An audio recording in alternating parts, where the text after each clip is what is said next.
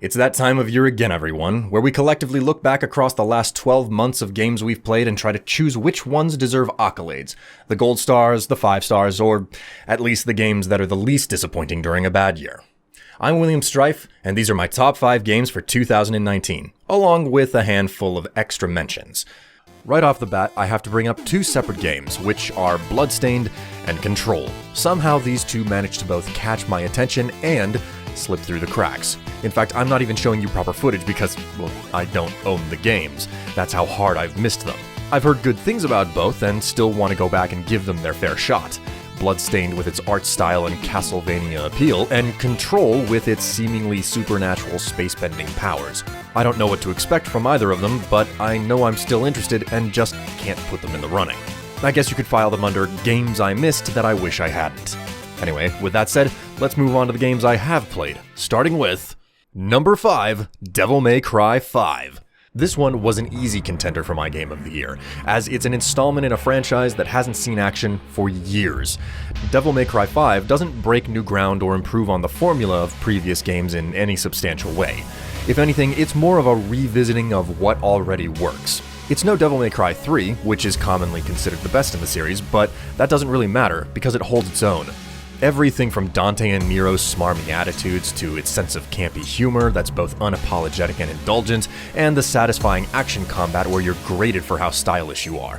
It's all here. The story continues to build the world mythos too, which helps bring back a longtime fan like myself.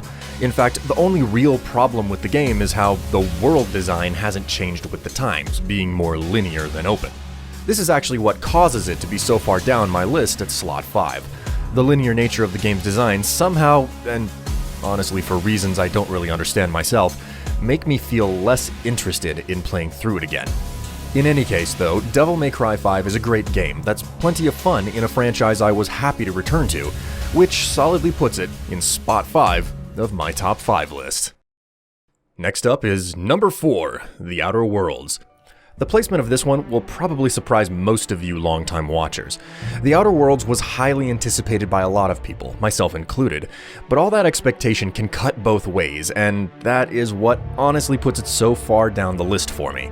It's not a AAA game, but just a AA game, and the lack of cohesive open world to explore and no extra small dungeons to dive into made things feel less adventurous than I was expecting. Don't get me wrong, I still dumped tons of hours into it, and I loved killing, looting, and exploring all of the possible topics in dialogue.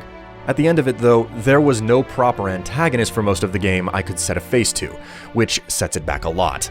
Even with that though, for me, when it comes to RPGs, it's not about the big overarching story, but the small side quests, the dark corners of the world with the untold stories that don't go into your quest log, and the incredible collectible that gives you a permanent buff sitting in a pile of filth at the dead end of where death makes its home. That is what I look for in an RPG, and while The Outer Worlds has a lot to offer, it just wasn't enough for me. There was just enough exploration to make me want more. Then I saw how there wasn't enough of it for my tastes. It's honestly difficult to put Outer Worlds in slot 4, but at the end of the day, its biggest downfall was making me want more of, well, what it didn't have, even though there was a lot there that I enjoyed. Number 3, A Plague Tale: Innocence. Talk about coming from nowhere. This little indie-like gem was something I never thought I'd see. A Plague Tale: Innocence is a fairly straightforward adventure stealth game that takes place during an outbreak of plague in 14th century France.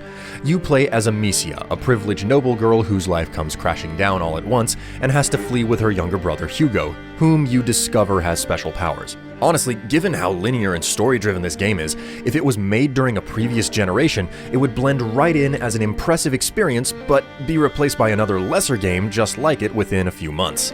However, because it came out in 2019, a time of live service games that heavily push microtransactions, it stands out due to pure lack of competition for single-player, story-driven, one-and-done games. Make no mistake, Plague Tale is a fantastic, harrowing experience. From the start, you're constantly on the run, trying to stay one step ahead of your pursuers or evade their gaze. But even when you get some good distance after evading capture just by the skin of your teeth, you'll suddenly be dealing with swarms of plague-infested rats.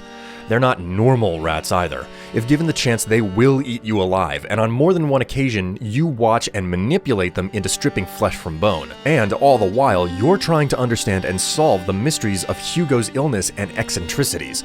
Some sections of the game have you moving fast, others slow, and still others have you solving puzzles either for plot purposes or just to try and avoid the plague. No matter how you look at it, A Plague Tale: Innocence is a great game with incredible character development, enemies you love to hate, quality art direction, and a satisfying story. By all measures, this game deserves to be on any top 5 list. And the only reason it falls to slot 3, for me, is because of the next game. Number 2, the Resident Evil 2 Remake. What's a good round of top 5 without a zombie game? Well, not a normal list, that's for sure. Preceding the bang-up job that was Capcom's Devil May Cry 5, the Resident Evil 2 remake that came out a little over a month earlier was both an effective update to the 20-plus-year-old original and a reminder that zombies can be a real threat when they're done right.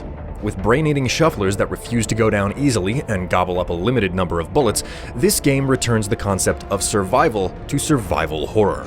Carefully plotting out your plan through the Raccoon City police station, questioning if you want to venture through a particular room again because of various enemies you left behind, and worrying whether or not a new freak will be around a corner to jump you before you can save again. All this spells out the unique way that Resident Evil 2 came to matter in an age past, and proves how the core formula still matters now when updated. Moreover, though, is the sense of urgency felt when the infamous Mr. X appears. Taking time to plan or comb through any room after this hulking, stomping tank starts chasing you suddenly comes with the risk that he'll corner you and ruin your day. And there's nothing quite like the panic in some of the scripted sequences where you're in a dead-end room and he comes in behind you. Adding to this entire experience is how the game is worth 2 playthroughs, with both Claire and Leon.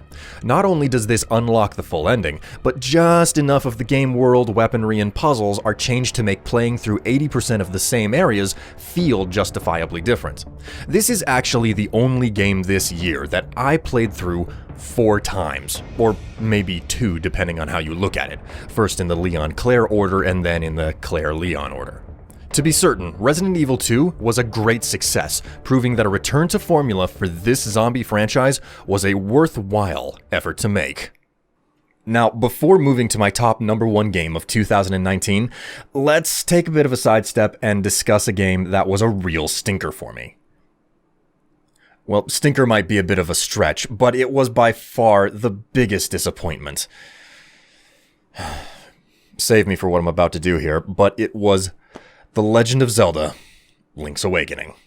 There is no way I'm not going to catch flack for this. I mean, when I reviewed this game earlier in the year and voiced my displeasure with it, I was accused of not understanding older games or never having played the original, so I couldn't properly judge it.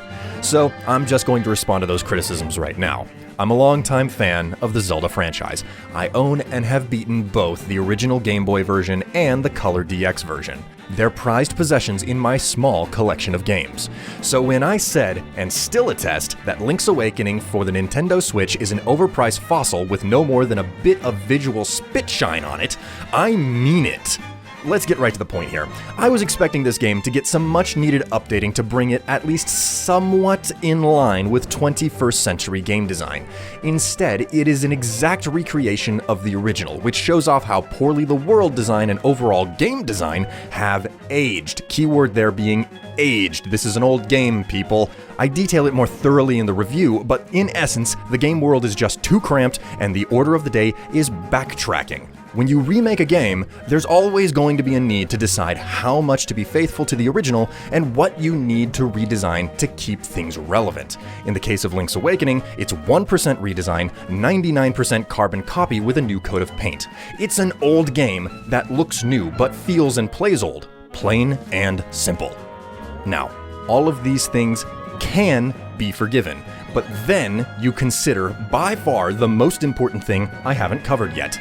Its price. Link's Awakening is a $30, maybe $40 game with a $60 price tag. There's a lot to be said about the market you release a product into, and with recent remakes of other classic 90s trilogies like Crash Bandicoot and Spyro, Link's Awakening has no business being $60. It boils down like this. Link's Awakening is a Nintendo classic that got almost no functional updates, yet costs the same as a new, innovative game. And the similar competition to it are other remakes that come in 3 packs and cost 30% less. The cost to value just isn't there. Link's Awakening doesn't have it, and the way it perfectly preserved its shortcomings while updating its price tag is why it's my biggest disappointment of 2019. With that little rant out of the way, we are now at the end of the list. But before I tell you my number 1 game of 2019, let's clear the air and recap everything so far. Number 5, Devil May Cry 5 with its fantastic combat and campy humor. Number 4, The Outer Worlds with its deep role-playing elements and fantastic dialogue choices. Number 3, A Plague Tale: Innocence, with its immersive environment design, stellar character development, and hand-wringing stealth and puzzle sequences. Number 2, Resident Evil 2, with its return to formula, making zombies a real threat and putting you under strain by chasing you while you deal with them. And now, my number 1 best game of 2019, Luigi's Mansion 3. I have to say, I was surprised by my level of enjoyment of Luigi's Mansion 3. I'm a huge fan of the original ghost-catching sim for the GameCube, but after a second game for the 3DS, which didn't quite scratch my itch the right way, I felt like this third one was going to be much the same. Well, I'm happy to say the third installment is more original Luigi's Mansion than it is Dark Moon, and oh boy did it entrance me. It can't be understated just how much it counts that I thought this game was going to do something not quite my flavor, but then delivered on the exploration and money collecting I fell in love with from the original.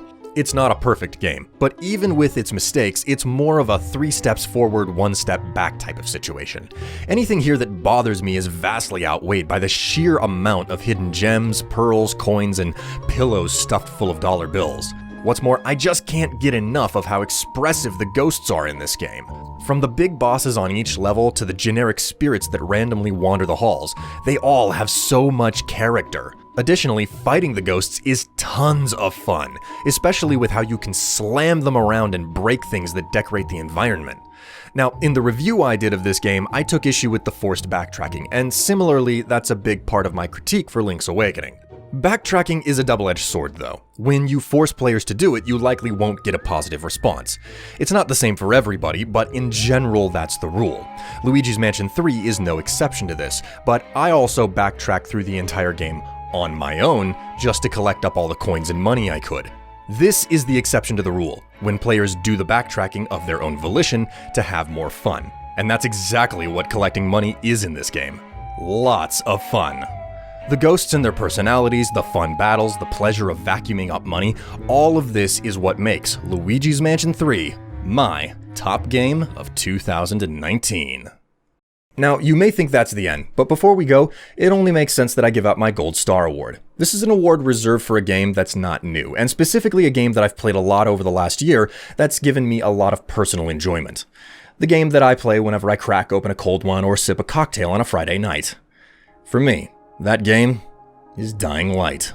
If you've never played it before, it's a fantastic first-person open-world parkour game that takes place in a quarantine city during a zombie outbreak. Climbing all over the place is fun, the looting animation is super satisfying, there's an addictive weapon greed system similar to the ones in games like Destiny or Diablo, and I just can't get enough of how this game lets you drop-kick zombies.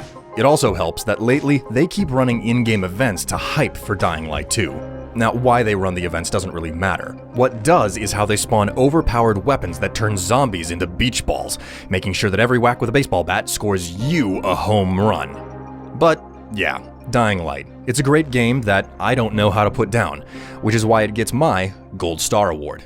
Do yourself a favor, and at least give it a shot. Now that I've said my piece though, go ahead and hop down to those comments and tell me what games you loved in 2019. Until then though, thanks for watching and listening. I'm William Strife, and why not like or share the video? Or maybe, if you really like what I do, help support me with a donation over at strife.solutions. Every dollar I get is super helpful. Until 2020 though, I'll see you later.